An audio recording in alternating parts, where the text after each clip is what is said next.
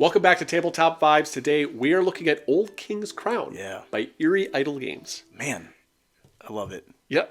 So, I know you like this game. Yeah. I mean, I guess I'm going to start with my favorite part. Yeah, go for it. I love the art in this game. I mean, if you can see this, like, it is beautiful. We'll show you more art throughout this video, but it's super captivating. top notch. And I really like the old, but like the old feel, like knights and that kind of thing, and intrigue like that. Absolutely. Court and...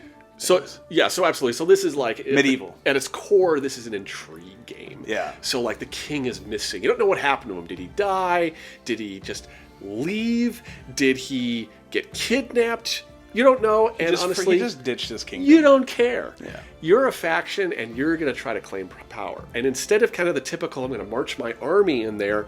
This is really more of an intrigue game where you're trying to outwit all the other factions trying to vie for control of the kingdom. Exactly. And it's a 4-player game. Yep. You can play solo, and then or 2-player or 3 or 4. Right. So. And you have asymmetric abilities. Yes. Who doesn't love asymmetrical abilities? It's super cool. Yep. I played as the Gathering. Yes. The purple people. Yes, I played as the not the crew. The teal. You had ships. Teal. Yeah. It was all about raiding. Yeah, pillaging. Yeah, he was all about pillaging. I was all about questing and my moon vault. Mm-hmm. So again, you kind of have this beautiful board that has all of your characters laid out. You kind of have your individual, what are they called? The tactics. Yeah, the little mini units. Oh, your companies. Your companies, that's right. Yeah, they actually have kind of really nice, like I said, miner ships. Yeah, it's really a double layer board. Yep. And then you have all these little slots for all of your various unique abilities on the board. And you have your unique cards, which are going to some of your utility cards all the way up from 0 all the way up to 15, I think, in your case was the highest. I think mine was 15. I think yours was 13. It was 13, yeah.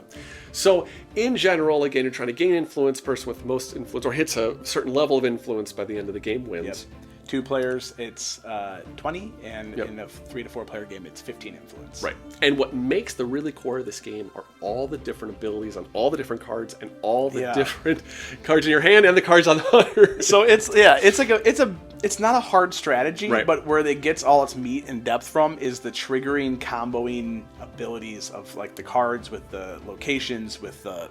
Oh yeah, absolutely. So you have things, asymmetric power. You have things like deploy and resilient and questing and authority pillage. And all of these different terms all have these special abilities tied to them.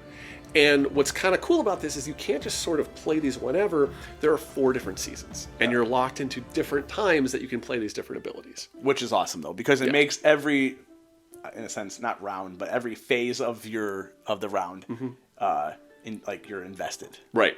And what's really cool about this is that it is not, hey, I start off small, I kind of start off as a little faction, and then I'm building myself up, and then I'm going to try to take something over.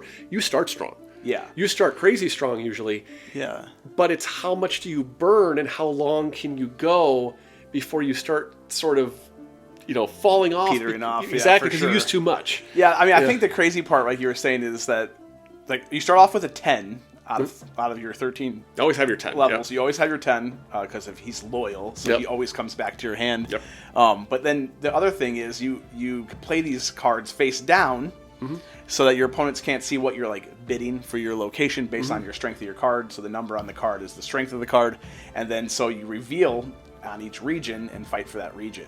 But then some of the cards goes to the lost. They get lost. They go to the lost pile. You can say they get banished. Yes. They die. They leave, whatever, however you want to justify. They're not in the game right? anymore. And that's how you can kind of lose your strength as you're going along the game. So let's kind of start with a little bit of turn order here. I think that'll kind of help. So first of all, you got spring, and in spring you have your herald, and this is like the coming of my faction. I'm going to put my name out there, and I'm going to get some extra influence, maybe for myself, hopefully. As well as any of unless you have a crappy herald, right? For your spring actions, and then you got summer. Yeah, and then in summer you get, and then in each one of these seasons you can play distinct tactic cards in front of you, and different cards. Right. And then summer you get to all put out simultaneously where you want to bid essentially and put out cards from your hand face down into one of 3 locations or regions. Yes, one of 3 regions. And then you also can put on the Great Road if you so choose. Right. And you're also putting on companies to help bolster that area. That's +1 strength to your area. Yeah. And then your summer actions. Yeah. So then you got fall. And fall is kind of where autumn. Or autumn. I say fall. He says autumn. This is where everything kind of culminates together. So again, spring, you bring out your herald. Summer, you're gathering everything up. And fall, now everything's going to fight. So what you're going is you're each region at a time. You flip all the cards associated with that region. Based off of, if you go first, you get the first player token, and the second player gets, or if you're playing with 3 or 4, whatever. But if second player, you get to put out which battle fights first. Right. So there's a little bit of a balancing mechanic there. So you would flip over the cards, and you sum total the value of those cards plus any additional support or other abilities. Bonuses. There's a lot of them. Plus any other special fall or autumn abilities you want to use. And whoever has the highest total in the region wins the region, and they get to claim a location in that region. And these locations, first and foremost, no matter where you go, you're going to get influence. Again, that's the main thing you're trying to get to get the game. Or get stolen influence. But you'll still get you'll steal influence. And this divides into 6 different areas. Right. So basically you have the castle in the wilderness, and this is all about going to the court or going on quests to really kind of build up your engine a little more. Yeah, unlocks certain cards or unlock your moon vault. Right. You had that was mine. Yeah, that was really good. Trying to get my moon vault going.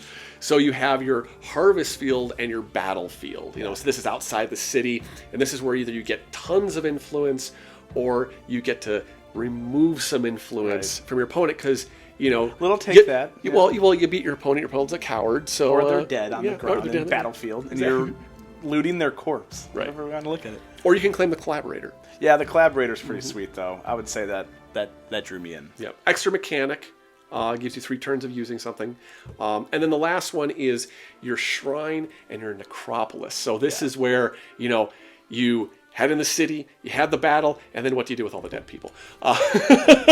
Throw them in the necropolis. Right. And so with this one, this allows you to kind of manipulate your hand a little bit. So you can either take some cards from your hand that you don't want, put them at the bottom of your deck, or take some revealed cards and shuffle them. This one is take from the discard and put them back into your hand. So you're pulling back fallen cards, I guess, or cards that you've already used to regain that strength in your hand because it goes fast. Yeah, absolutely. So that's autumn. Yeah. Winter time.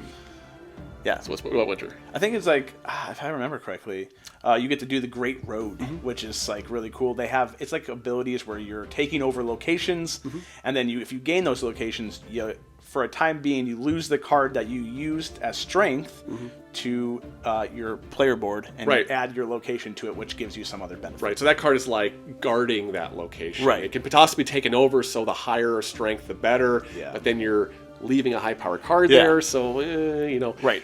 And if someone sees that you decide to switch it out, now that place is vulnerable. Right, because you could switch out that card later. Yeah. So now it's vulnerable to like someone being like, I don't want you to have that ability anymore. I'm just going to take that over now. Yeah. And then you do your normal winter actions, and then you do a board reset. Yeah.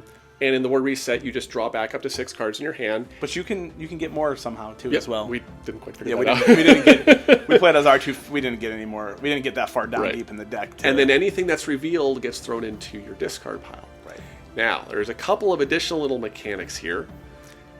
One is once you burn through all your hand into your discard, you can shuffle your discard back in your hand, but now you draw 1 less.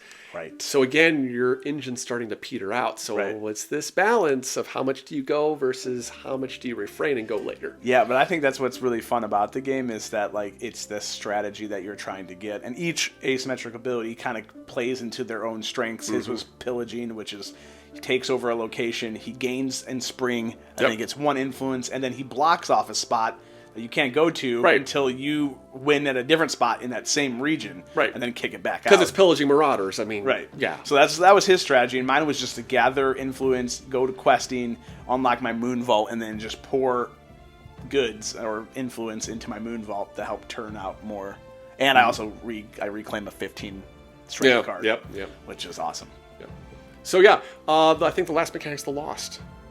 Yeah, where it's just like a group death pile.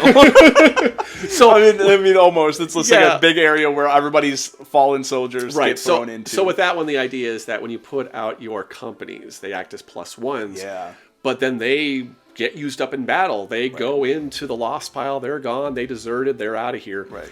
in order to get them back, to get those +1s back, Right. you actually have to throw out your very valuable cards. Right, to gain back your Which, companies. Which again, you can say, oh, I'm going to get rid of. That's the way you can burn cards from your hand to get all the good cards in there, but then you're turning over your hand faster, so you're drawing less every time you refresh. So again, lots of balance. This is not, I mean, yes, it's a battle game, but this is Intrigue. This is it's like subterfuge and kind of like, cutthroat and, behind and the bluffing, scenes. lots of bluffing. Yep. I'm going to like, go here, but am I doing a high card, low card? Right, and then, I had a really cool ability. So Jason played at one spot, and I knew he wanted it super bad. So I had this ability, my tactic card.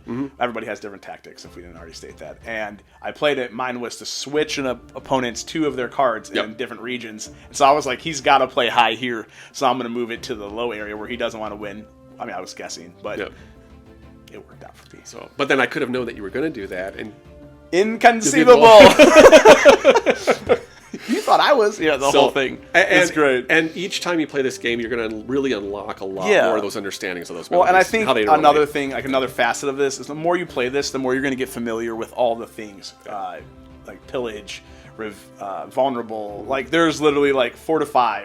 Eliminate. Like there's so many different kind of terms. Yep. It feels overwhelming, I think, but the more you play it, the more you'll start to understand how things start to trigger, and you can kind of start putting things together faster. Absolutely. A little bit of AP, because you're like, if I play this here and this triggers this, because you can plan out how like each one triggers down, which is awesome, and also like it hurts your brain in a good way. In a good way, for sure. And beautiful art again. Yeah. Super great. It's coming out to Kickstarter really soon here, sometime in October. I believe it's the 24th. Yep. So take a look at the Kickstarter page. Like, subscribe, and comment what your favorite king in history has been. Mine is Richard the Lionheart. Got anything? Henry VIII.